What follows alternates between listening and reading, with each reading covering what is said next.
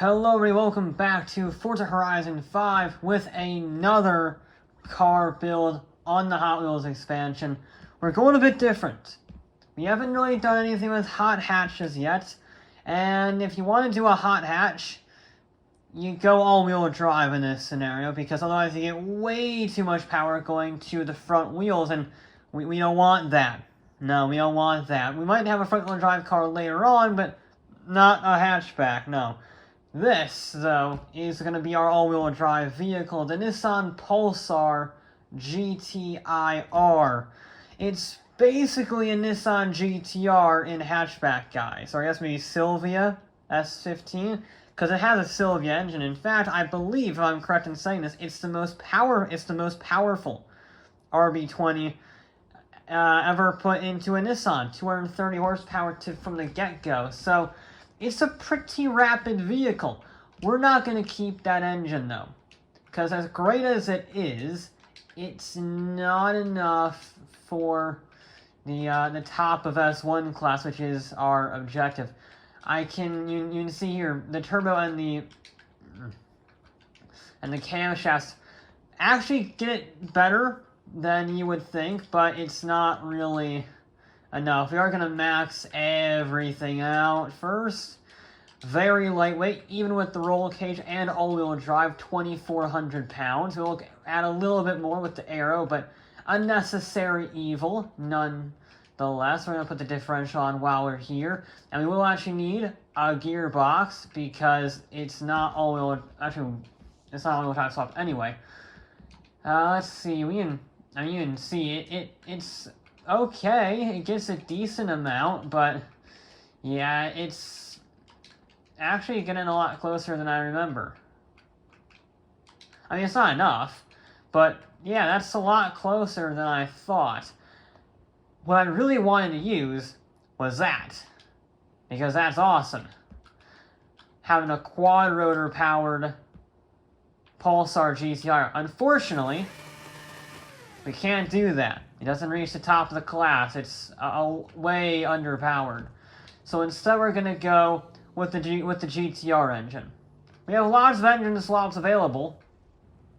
You know, we got BMW engines. I think is that a WRX? I don't know. Turbo Rally, RB26, another Rally engine. But no, we're going to go with the full-blown GTR engine. And this will make it into S2 class with this. So we are not going to max out the engine. I do a quick test just to make sure. Yeah, there we go.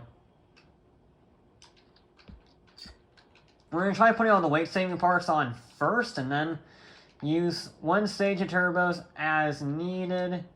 That, and then I think we can do that, but I think that adds a lot of weight. I mean, it's still 2,600 pounds. I don't think we really need that. We'll put that, and then we'll go down here. Clutches aren't necessary. We can shave a little more weight there. Anything else? I don't think so. Okay, 870 horsepower, 2,500 pounds, all-wheel drive. But it is a hatchback with a very short wheelbase. That's my concern, is the handling. Other than that, the stats look pretty good. Ideally, we have to beat a 143.6. That is the 962 CR. I don't really think this is going to beat that. I mean, it's got more power, and it's actually pretty close to the same weight. I think the 962 is 2,300 pounds. This is about 2,500. So it definitely has the power-weight ratio. But the 962 is just a really damn good handling vehicle. And also, this is not very fast. Despite having 900 horsepower, it is not the fastest thing, as you can see. Even with tuned gear ratios to actually, give it some straight line speed, there's not much. I mean, it makes sense. This is a homologation special rally car, so I guess it does make sense that it's not the fastest thing in a straight line. The thing that really concerns me, though, is how will this vehicle manage the rear end? Because, well, short wheelbase cars tend to oversteer. Look at the MR2 as a prime example, or the Renault 5 Turbo. Those are short wheelbase cars. Ideally, I want a mid-engine, I should emphasize. This is not mid-engine, but still. Short wheelbase is never the best thing in the world.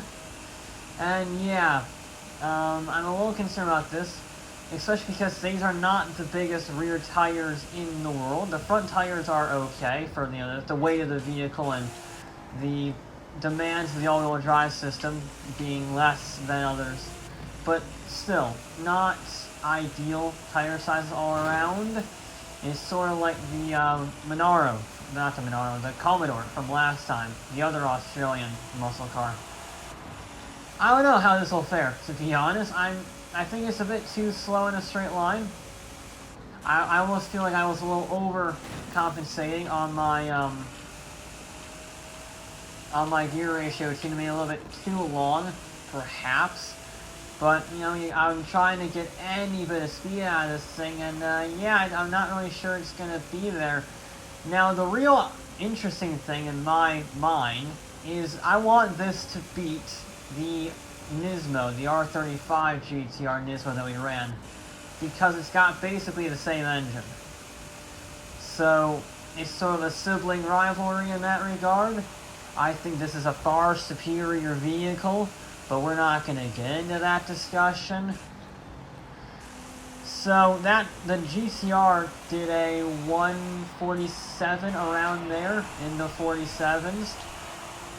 We'll see if this can beat that, if nothing else. That's its backup target time. It's not going to beat the M2 or the 962, but if it can beat its sibling, I will be pretty pleased with that.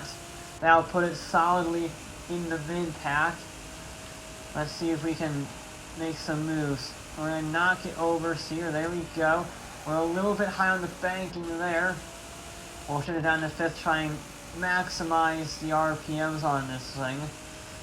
It is actually pretty nice to drive. I can't really fault it behind the wheel. I think we want 4th through there. I think 3rd's a little too far down the rev range, down the speedometer essentially.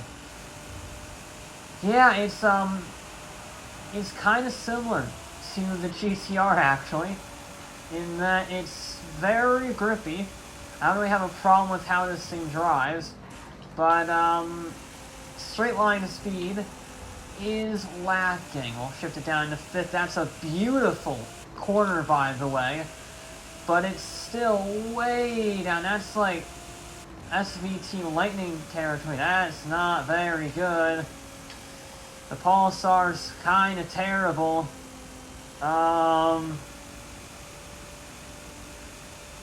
Houston, we have a problem with the Pulsar. Kind of sucks. And that was a decent lap. It wasn't anything crazy. I didn't really make any mistakes. And it did a 150. I really need better than that. Damn it.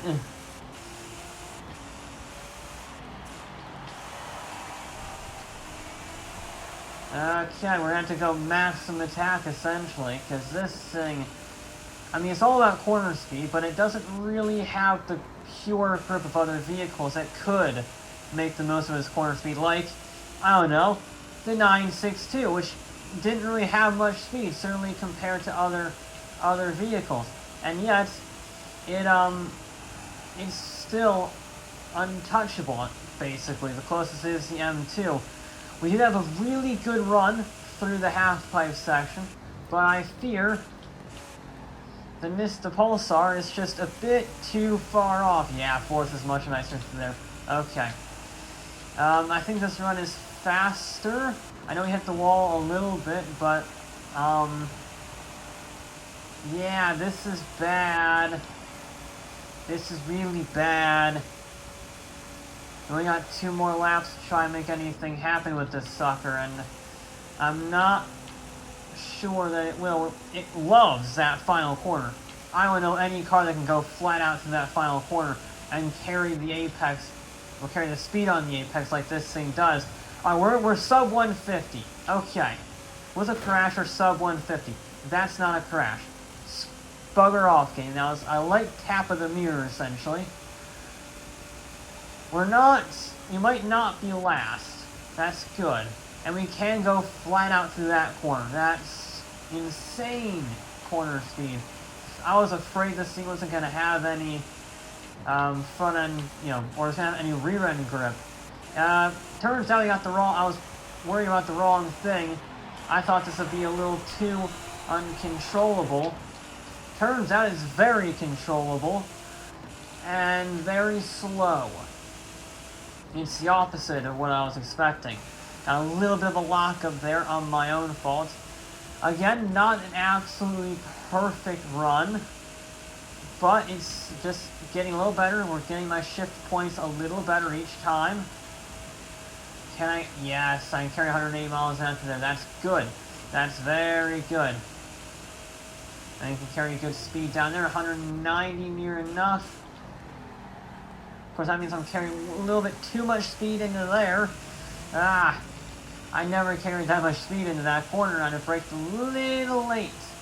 I mean, we still made it without too much of a fuss. It didn't really cost us much time, but it's also not the ideal line, especially when we're way down on speed, so every little bit counts, and it just is torture on that section there. And I lifted off a little bit too much there, but we're still flat out through that final corner. Oh, this is good. This is pretty good.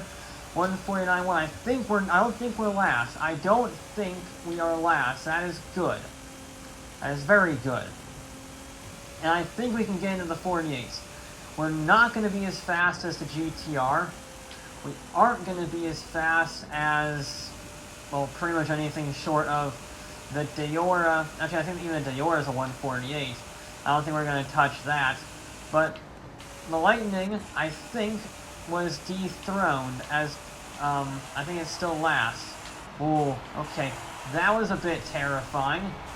I must be a little bit out of position, but I still carry good speed. I don't know how I kept it out of the wall there. Typical, I've been praising this car for being very good handling, and the one time where I'm trying to get a really fast lap on my final attempt, it tries to spin me into a wall. But at least we held it, and now we're going to try and again carry that 180 miles an hour through there. Not quite as much, but I'm a little lower on the banking, trying to give me a little more control. There we go, and now we're going to brake a little early for this corner. There we go, that's the ticket. Now we can power the way out without any fear of oversteer. That is a nice welcome break from the Commodore from last time. I think this is going to be our fastest run, but is it going to be enough to be around the Deora? That's the question. We're good. Flat out, yes. There you go. Okay, what is it going to be? We just lose so much time on the straightaways. However, it's going to be a 148.9. We did it. It's still slower than the Deora. However, we frickin' did it. Yes, sub 149. In fact, I'm looking at my clock. We just barely beat the Lightning, a lot closer than I was initially thinking. The Lightning did a 149.49, and the Deora did a 148.7. So despite being horrifically slow, not even being able to hit 200 miles an hour on the downhill, it was only a tenth and a half off of the Deora too. And those are completely opposite vehicles, because the Deora was overseering, no aero, death machine, but very fast. This is no speed of any kind, but very grippy. I mean, you could go flat out in areas I never thought you could go flat out in. And the little Pulsar, I think, given its lack of straight line speed, did pretty good.